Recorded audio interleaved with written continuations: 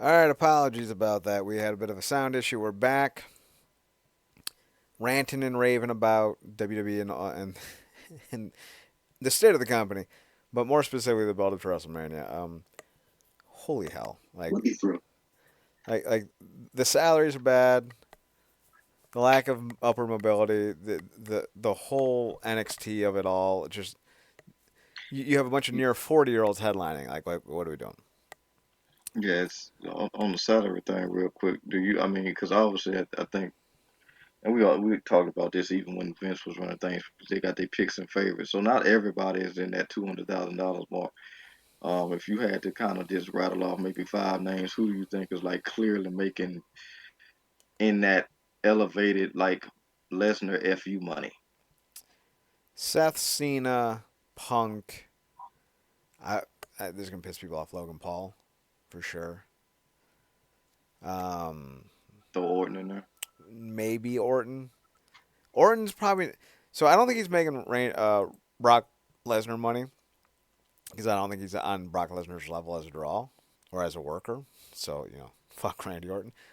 But I do think he's. I would be shocked if he's not making at least 700K, if not a million a year. Brock was probably making a million a match or half a million a match. Yeah, That's a different level of money. I don't think he's making as much as Cena. I think he's making more than Drew McIntyre. I think that'd be the fair way to put it. That being said, we are still also dealing with the fact that this is a company ran by Paul Levesque, and Paul Levesque doesn't know what he's doing. We have 2 nights of WrestleMania. There are when's the show? April 19th to 20th. Oh, so we still have like seven weeks. Why is it so late? It used to be in March. Now it's in fucking yeah. almost May. And And it's on don't and Easter don't, weekend. and don't give me the whole well, the weather.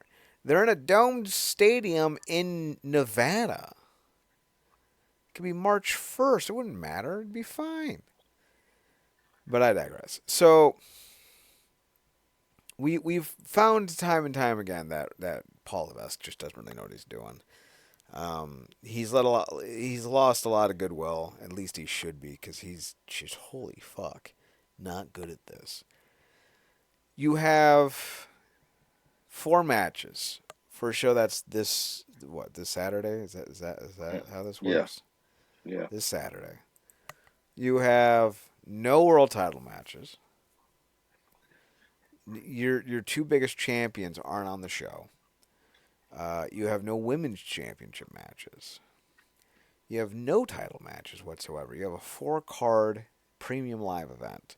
They somehow made premium live events, pay per views, what do you want to call them, about as relevant as Saturday night's main event. These are not great cards, people. This Saturday we have 2 elimination chamber matches, so we're gonna get redundant, reoccurring, overdone spots that have been done for 20 years and that no one cares about anymore. You can retire the elimination chamber. You can retire Hell in a Cell. You should retire these matches. You've exhausted them. There isn't anything different that you can do. At least with like something like the X Division Ultimate X match, like they don't do it so regularly that it feels overdone. If they do it, they do it once a year. They don't do 2 or 3 in a night. But this is the WWE where they think double of things is better because that's just how they roll.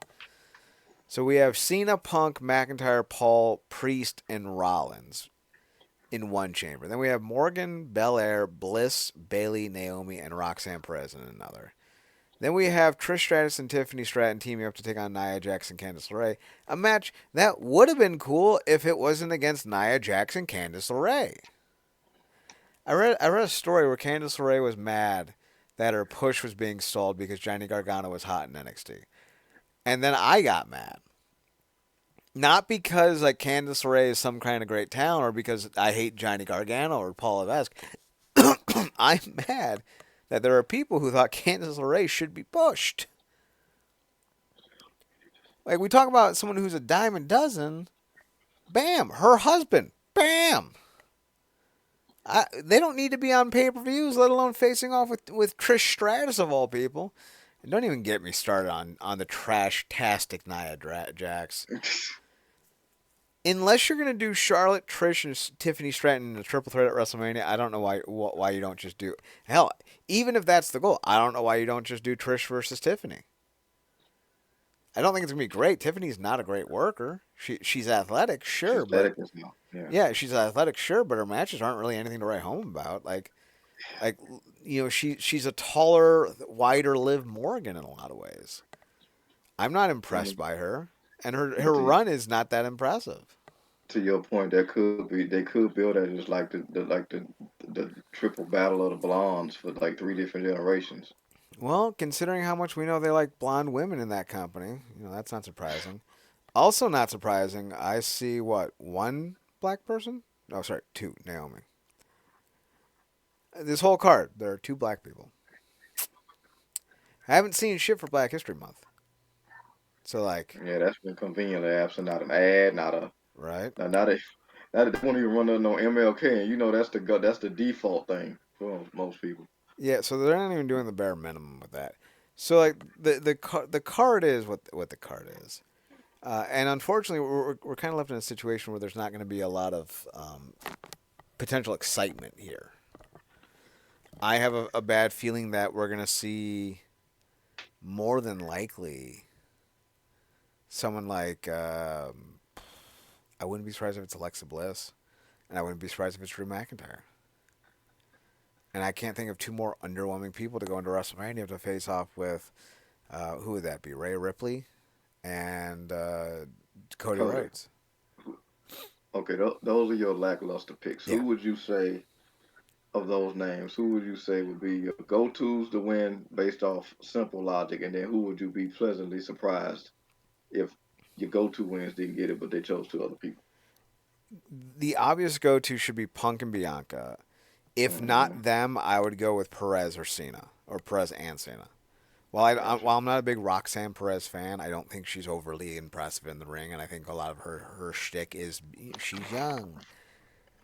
I do think her versus Rhea Ripley is at least fresh, Yeah, same. and I think that would be interesting. But yeah, those would be my two picks from each chamber. That if they won, I would either be happy or at least be okay with. Everyone else will make me very sad.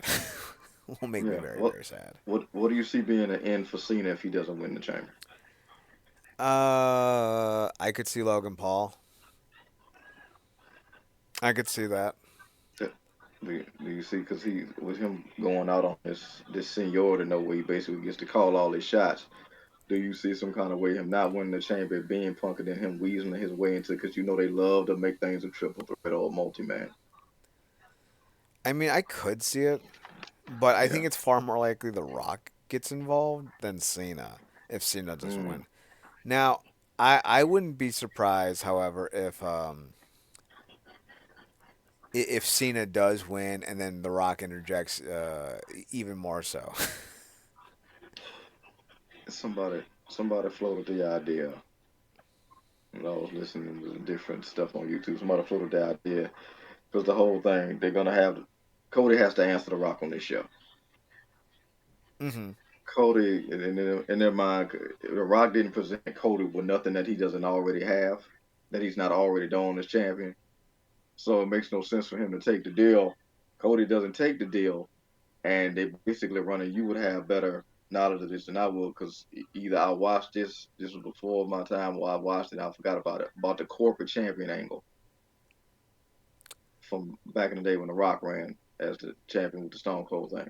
So Cody says no, and The Rock just gets another pick, and his potential pick um is whoever doesn't win the chamber as an in the Mania. Mm, maybe. Yeah, I think more than likely, if we're thinking about like all the possibilities, right? yeah, I think just out of the men's, I think Cena, Punk, and McIntyre make the most sense. I think Logan Paul's worst case scenario. yeah, I think absolutely. Seth is a non factor. Yeah, And I wouldn't be, I would be mortified if Damian Priest won. I wouldn't be surprised, but I also wouldn't be unsurprised if he was like out early because I don't think his world title run really did much for his stock. So I don't see that being an issue. As far as the women go, Bianca and Alexa and Bailey and Roxanne Perez, I think are static. I think they're fine. Naomi has been so mishandled since she returned to the company, which not unexpected. Of course, she's going to be like that was always going to happen to her. yeah, But Liv should never again hold another world title. I know she's attractive and cute, and she's Italian, so that should mean something to me. It doesn't. She's bad. She is a very untalented wrestler. Great personality. Like she's very captivating. Good promo. yeah, Very pedantic look. Nothing jumps out. Like we've seen what she can be, and what she can be is unimpressive. So I think we can be yeah, done with that. But I still think your best foot forward with the names involved. Which I mean, honestly, if I could go through the roster, I could probably find six better names for both titles. I still think your best names are probably Punk and Bianca, but that's probably why they're not going to win.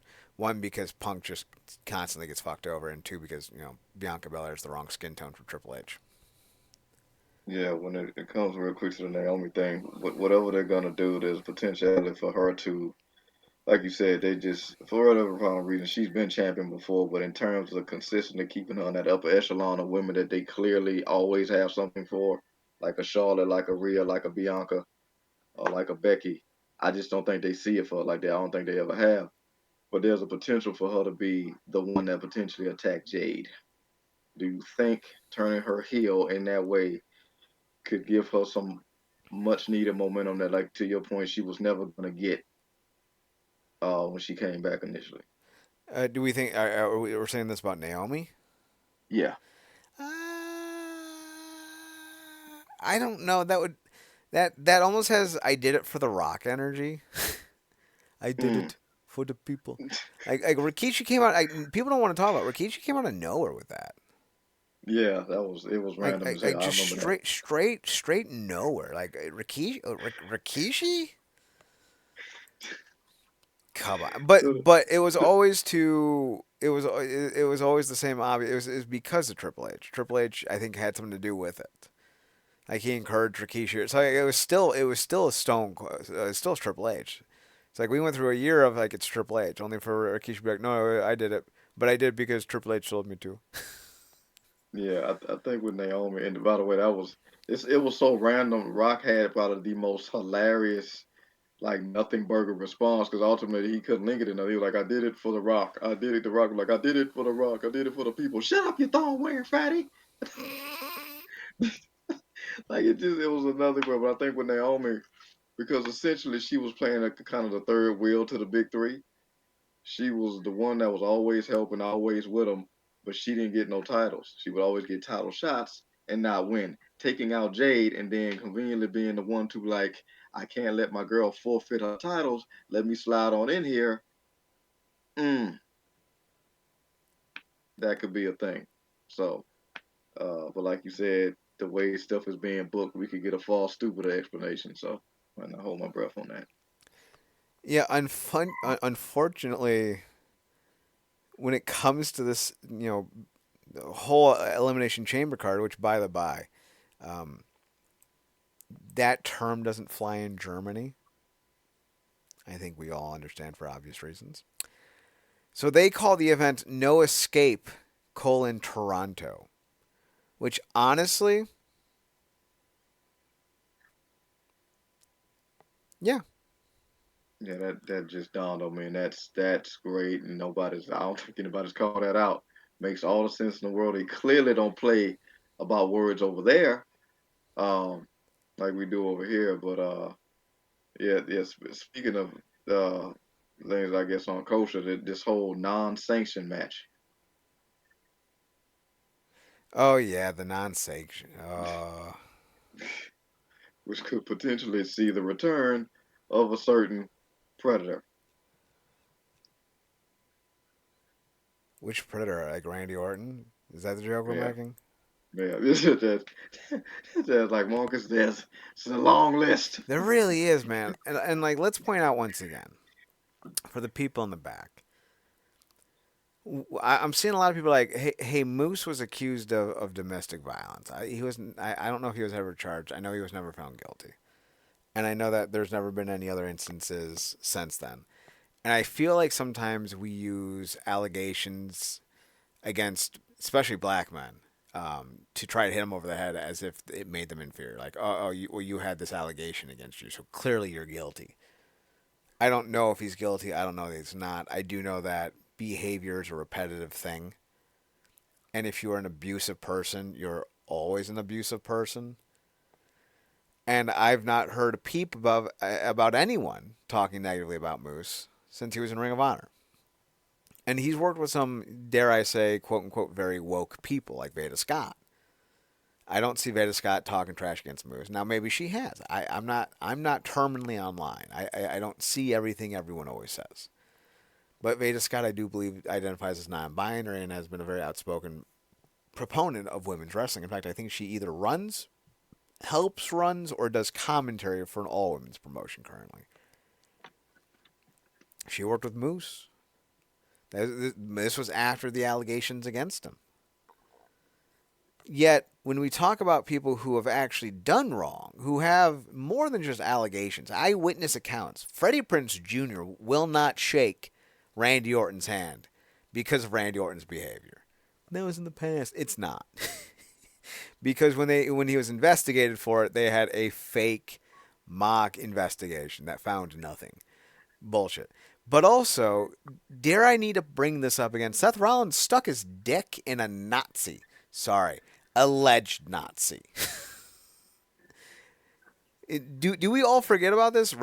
Seth Rollins, while engaged, started sleeping with a NXT wrestler.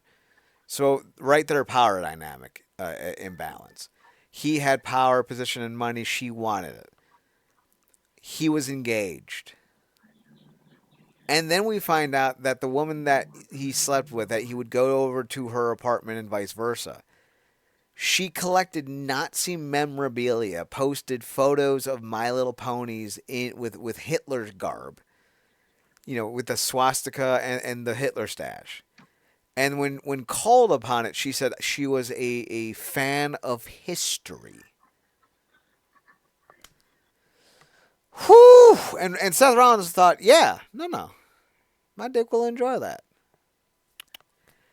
Now I'm just saying, if you hang out with Nazis, if you fuck Nazis, if you chill with Nazis, you Nazi.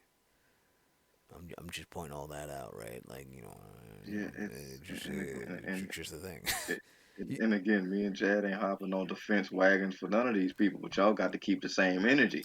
And they don't. Oh, I've got to keep the same energy. I get you. Y'all want to put Moose and Tessa on the front line to get the goddamn Thanos snap, but it's a whole bunch of people behind them saying Avengers Assemble, and those are the goddamn Thanos people.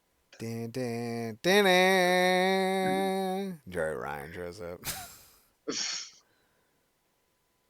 So just so we're clear, on May 29th of 2009, so 16 years ago, Moose was arrested for domestic battery in Gwinnett County, Georgia, after he allegedly struck and spat at his wife during an argument over a female friend of his Facebook, according to a police report. He told the police that his wife had tried to stab him with a pen, and she said he threw her on some stairs before tossing her out of the house. He was later suspended for the first game of the 2010 season. His wife divorced him after he announced his intentions to leave the NFL and become a professional wrestler. So I don't know what that tells you, but it tells me that there might be some room here for a little bit of nuanced conversation that some of y'all ain't ready to have. I'll say, like, if someone tries to stab me, man, woman, otherwise, I'm gonna throw them. I don't. My life's not less valuable than yours. So you don't get to assault me and then be like, but I'm a victim. No. But also, I don't know if that's true. Maybe Moose just hurled her and made up the story about being stabbed by a pen. I don't know this dude. What I do know is when there's a mountain of evidence against you, you believe it. There's not a mountain of evidence against Moose. There's not a mountain of evidence that supports him either. So it's a wash. We know that Zara Schreiber, Seth Rollins' ex-girlfriend, collected Nazi memorabilia. That's not even in dispute. We also know that Seth Rollins was having an affair with her and slept with her and then dated her. That's not in dispute. You are the company you keep, right? So if you hang out with racists, you're cool with racism. If you hang out with pedophiles, you're cool with pedophilia. If you hang out with people who like Nazis, well, I don't know what that says about you, but it doesn't say anything good. So if you're going to be mad at Moose, be mad at Seth. If you don't want to be mad at Seth, you don't need to be mad at Moose. You can like the art and not the artist. I don't know how you do that. I never could. Like, there are bands Yeah. like Lost Prophet I can never listen to again because the lead singer is a monster. Uh, yeah. Don't tell me how you want to see Tessa hung at the stake. Uh, Yeah, or oh, yeah. burned at the stake. Burned at the stake, but always trying to tell people what Hogan did for the business. Goddamn. Not even Hogan. You don't sit here and tell me that Tessa, whose entire reputation, now granted, again, he said, she said, she allegedly bullied Chelsea Green and she allegedly said a racial slur. Neither of these things we have any actual proof about. We have seen Triple H be a racist. From blackface to the way he treated Booker T, the whole, people like you comments. Now, like, listen, I'm fine with that kind of rhetoric in pro wrestling if the whole gimmick is that the guy who says it loses. If Triple H is like, people like you can't beat people like me, and then he eats the loss, loses the belt, and Book becomes champion at WrestleMania 19, I'd be like, okay, that was a way to make racism into a positive ending. Booker T's now champion. Kalu Kalei. The Jabberwocky is slayed. Instead, he says that, and then he beats him in the most disrespectful way I can think of. He pedigrees him and then pins him 30 seconds later. Triple H. Listen, again, I don't want to say Triple H is a racist because I don't have the money to go to court to fight that. But if someone said Triple H is a racist, I'm not going to argue. I mean, shit. This is Vince McMahon who covered up the Ring Boy scandal, who himself is being investigated and sued for sex trafficking, who has people like Michael P.S. Hayes who will actually have people conned into thinking that he gets the N-word pass. He's got these people. Like these are his people. Even he was like, no, I like Martin Luther King. We're going to celebrate Black History Month. Hey, listen. Even Hitler came up with universal health care, right? Like, not every evil person is purely evil. Sometimes there's a nugget of good. Now, maybe he did it for selfish reasons. Maybe he did it because he was trying to have like like a goodwill, like a good publicity, like good optics, what have you. But there was always Black History Month on WWE programming for decades, with a violent, masochistic, brutal bitch of a man in Vince McMahon. Always. But now there's not. Yeah. So clearly, maybe Triple H isn't racist, but Triple H isn't for the black people. He's not for the people. He's not Boomaye. That's Alex Kane. So, like, yeah, the WWE is in some funky duck business right now, my friend. And they got people like Seth Rollins who get unfair treatment compared to people like Moose. And that wouldn't that still, even then, that wouldn't be the worst of it. Like, if that was the worst of it, great. The biggest issue right now facing this company is we have one of the worst fucking WrestleMania cards I've ever seen. It is the absolute dog wash worst. And I don't know why people aren't saying more of it. This is a 2-night affair, man. At least with New Japan, you're getting 2 technically different shows. You get Wrestle Kingdom, and then what was the No beginning. New Beginning? They used to do New Oh Year's Dash, I think, on the yeah, 5th. But I think they yeah. changed it since they're doing 2 nights at the Dome now. And they had 2 distinct, stark shows. Wrestle Kingdom was New Japan's biggest show of the year. They had all their young guns, all their old vets, all of their stars ready to go. And then on the next show, it was the crossover show. You had a lot of AEW guys. Maybe you had some other guys from other companies. You had Kenny Omega coming back. So like it was a different tone because it was a different type of show. But WrestleMania Night 1 and Night 2 is just a longer version of WrestleMania. Like somehow we're like, hey, you know what? I'm tired of a WrestleMania that goes 9 hours, which never should have been a thing. So now we're gonna make it 48 hours, and I'm just like, what? What are we doing? Technically, it's only 24 hours, but still, like 30 hours. You've made WrestleMania longer now, and you've made it more boring. And now you're going to do the same thing to the Royal Rumble and eventually to SummerSlam. And you're going to be like, why are people not tuning into our show anymore? Oh my God, I don't know why. Maybe because I don't want to fucking watch WWE wrestling for 60 goddamn hours a week. I don't know. Fucking hell. So, WrestleMania 41's card as it stands John Cena versus TBA. And what I love is you have to be announced and to be determined on this card. So it's nice to know that the Anawais aren't the only wrestling family that are on this card. As a joke, apparently a really bad one. Tiffany Stratton versus Charlotte Flair, Gunther versus Jey Uso, Cody versus whoever wins the men's rumble, and then apparently we don't know who's going to be the women's world champion because it just says TBD. I don't know why that is. Uh, Yeah, because the night after the Chamber, Rhea is putting a title on the line against EO. oh, so it's going to be Rhea. Yeah. What? What? Fucking hell. This is a weak card, and it didn't have to be. Like you have some of the most impressive guys on this roster. Now, I want to be very clear, and this is going to piss some people off, but I promise you, if you actually if you know ball, you know this isn't a lie. John Cena's washed. Like I haven't seen him wrestle a good match in years.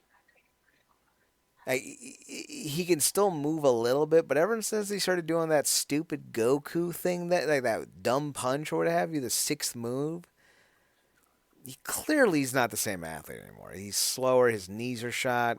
He doesn't have the same emphasis. He's not as strong. He's slender. Don't even talk to me about that bald spot. I'm like, bro, we know you have a bald spot. You know you have a bald spot. Like, either get that thing filled or like change your hair up or something. Like, my God. But Cena should be in a marquee match. I don't know who you put him against, but it should be a major name. You can do the retirement tour after the fact. You can have him drop out to, I don't know, some young up and comer like 42-year-old Damian Priest. You could have him job to a real whippersnapper and 45-year-old Finn Balor. I don't know. This roster's old as balls. Like, what do you want me to do, man? Is that where you insert Paul at? You know they're going to. Paul is going to beat Cena. Because why wouldn't they? Cena's laid down at WrestleMania for some of the worst people. Mostly just Nikki Bella. Well, I'm about to say it's not an option anymore because he's married now. But would you booking Cena's run? Would you have him lose in this final run he's having? I'd have him. Yeah, absolutely. But like to Braun Breaker, right? Like Obafemi. I wouldn't have him lose to like I don't know 37-year-old Ricky Starks. I like how Ricky Starks gets older every time I bring him up. I wouldn't have him lose to someone that like Andrade. No, fuck we doing here, guys. What I will say is that Cena should face, and then here's the thing: it should be huge. It should be one of say four names. It should be Cena Cody. Should be Cena Gunther. Should be Cena Reigns. Should be Cena. I just had the fourth name. Who the fuck was it? Punk. It should either be Gunther, Rhodes, Reigns, or Punk. There is no fifth option. You could do Braun beating Cena at SummerSlam. That would be fine. And I think he's supposed to wrestle at WrestleMania 42, right? Isn't that when the retirement tour ends? Is that WrestleMania 42? Yeah, I think so. Let's Google that. When is John Cena's last match?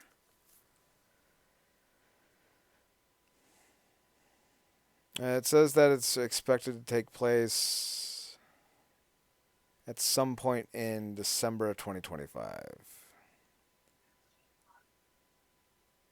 So they'll probably have like a big kind of like event for it, right? Um, So yeah, I would have him win at WrestleMania, unless it's against Braun Breaker, maybe Obafemi. who may be, if they don't hot shot the match and hold off on it, may be facing AJ Styles. Breaker versus Styles would be interesting, but I also don't know if I would want to see because like Styles would be another great match for Cena. They had a baller one back in 2018. I think Yeah, that was like Cena's last great year, yeah, yeah. He was pulling out all kinds of McCoy. He had to against Styles. right? Tiffany and Charlotte should be fine, but I don't think Tiffany's so good that she's kind of earned like the next, you know, big dog status. And Charlotte has never been someone I think is I don't know. I think she's a talented enough athlete, but I just don't think she's a good wrestler or a good person. Although she is chasing down her father's record of 16 world titles, she already has 14. And hey, it's a lot Yeah, easier to win 14 titles when there's two belts constantly, so like that's not impressive. But also, she's chasing after her father in number of divorces. She's already on number 3. The next one will be number 4.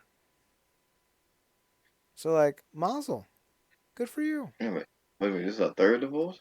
She got divorced from a guy named Ricky Johnson or Riki Johnson, Riki. She got divorced from Thom Latimer, Brown. and she's getting divorced or has been divorced from Andrade. Yeah. I think if you were to call her a narcissist, you probably wouldn't be far off from the truth. She's deplorably unlikable. Like the roster doesn't like her. You know, clearly her spouses don't like her. She's someone that I think would be best to just call it a career, right off in the sunset. You've earned it.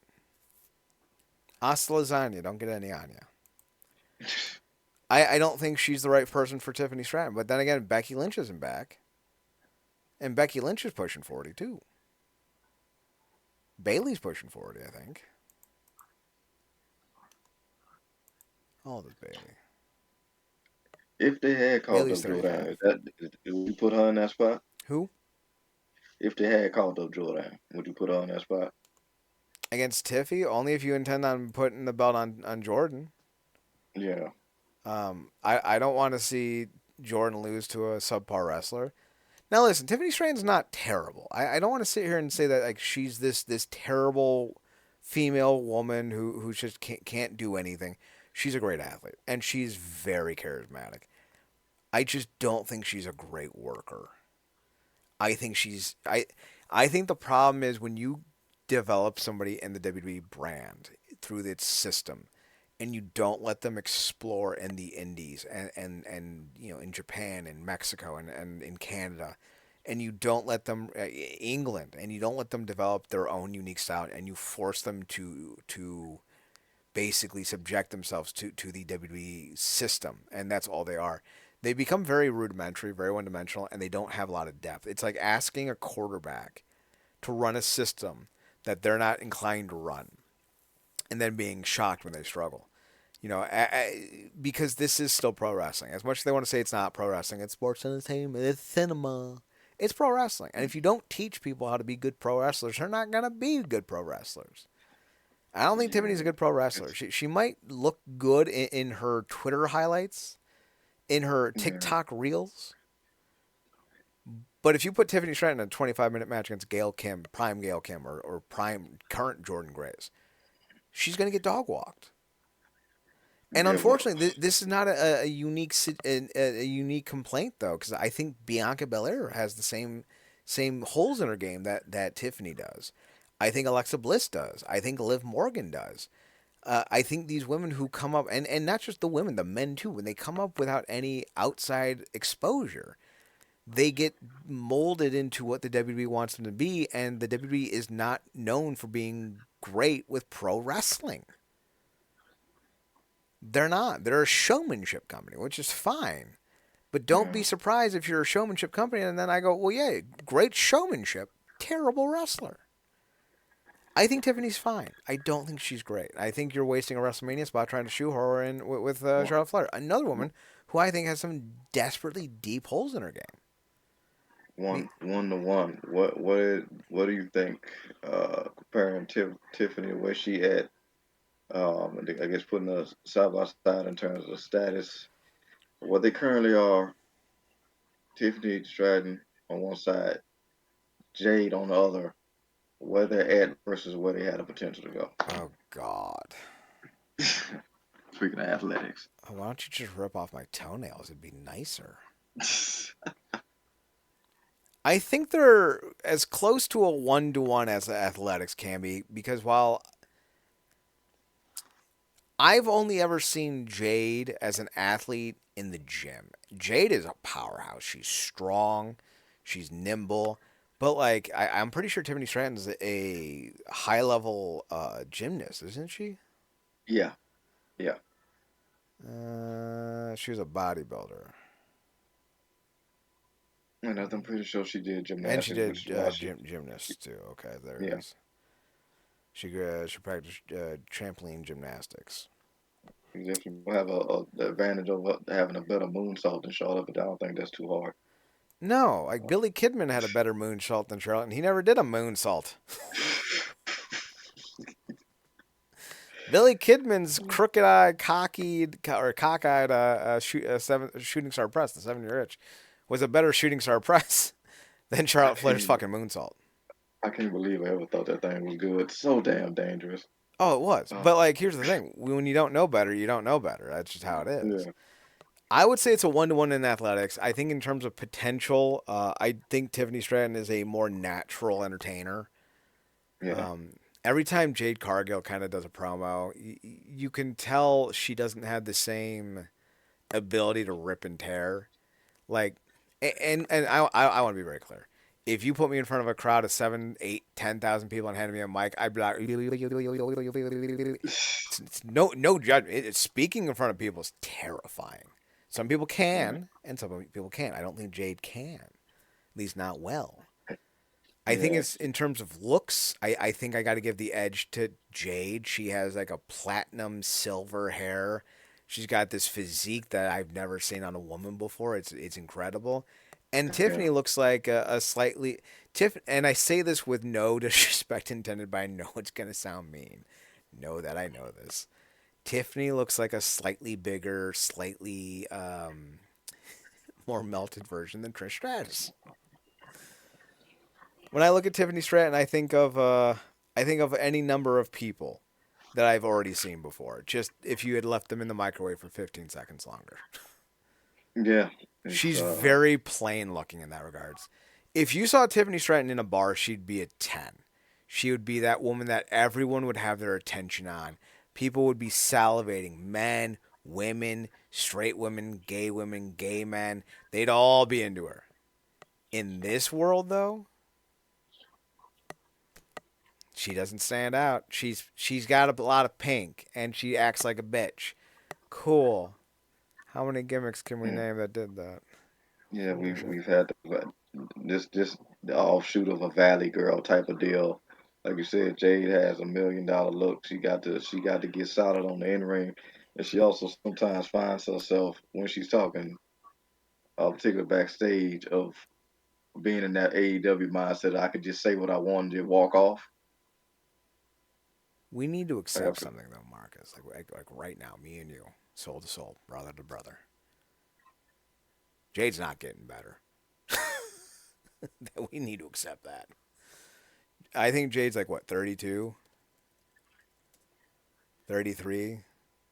She's 32. She'll be 33 this year. She's been doing this for 6 years. And I don't think I've ever seen a good match. She's been doing it for 4 years. Apologies. I know someone's going to be like, no, she's only been doing it for 4 years. You're right. Because not improving in 4 years is a whole lot better than not improving in six. Now I know she's been in the developmental center for like the last year or 6 months or 5 months or whatever it is. I don't think you should be excited or I don't think you should have high expectations for what comes next. I worry. a worry. Yeah, yeah, and I think that's why, like I said, I think the greatest thing they gifted her when she came to the company, besides the obvious look that comes with being a part of a global brand, is they literally gave her Bianca, Mm-hmm.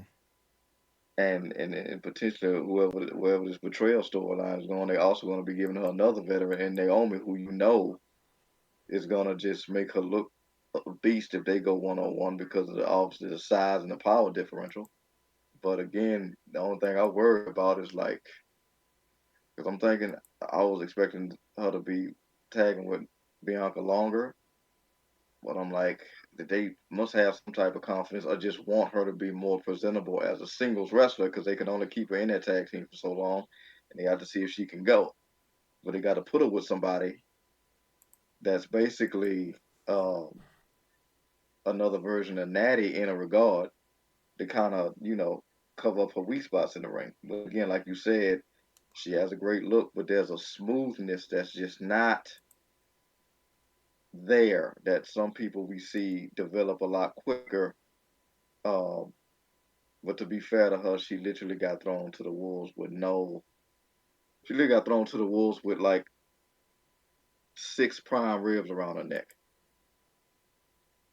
So it's like you said, we can hope for it, but it doesn't look like it can get there.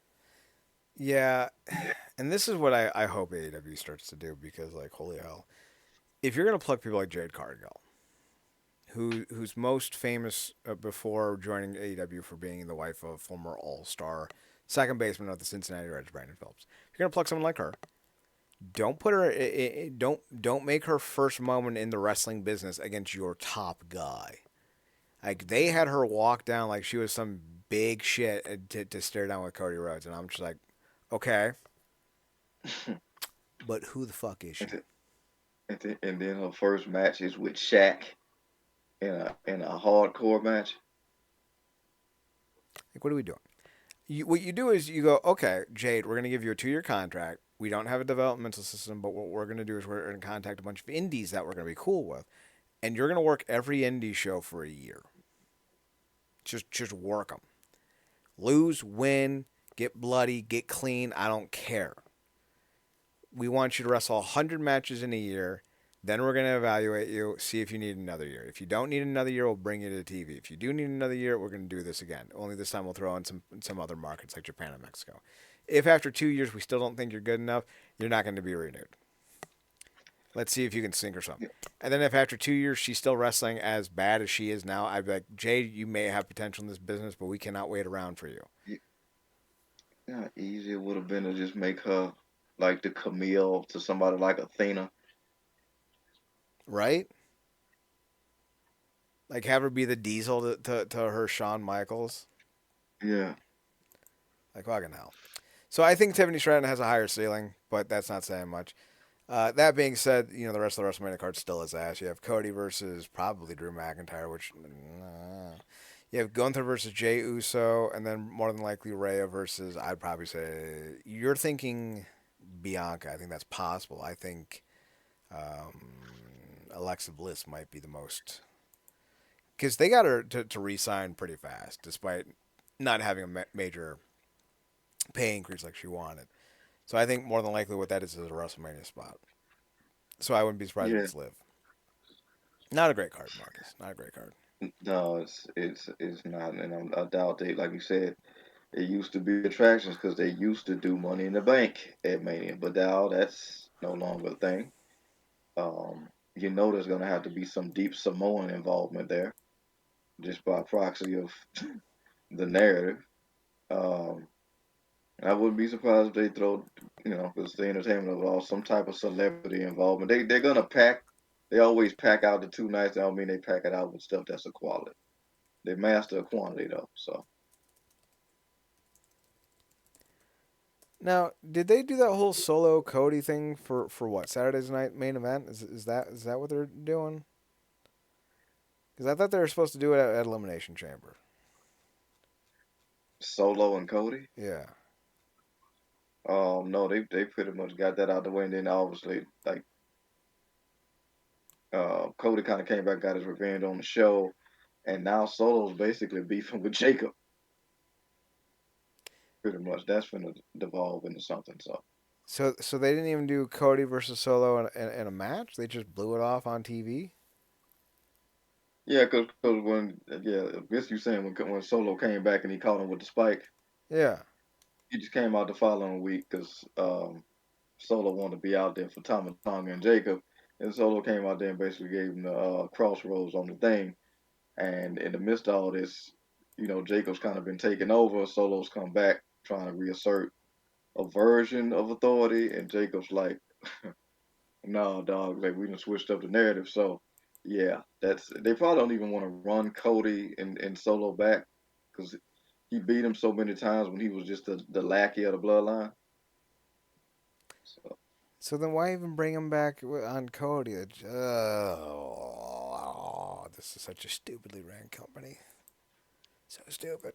Marcus, do you have any expectations or hype for WrestleMania 41? not at the moment, no. And like you said, would it being a 2 night event, not necessarily a good 2 night event. We just saw New Japan pull that off really well, um, and hopefully they can keep that narrative going. But right now, I'm just gonna have some mild expectations for Elimination Chamber because I do like the Chamber. I actually would prefer if they go back to the OG one, but I get why it's just a little bit too barbaric, particularly when you're trying to keep people healthy going into Mania.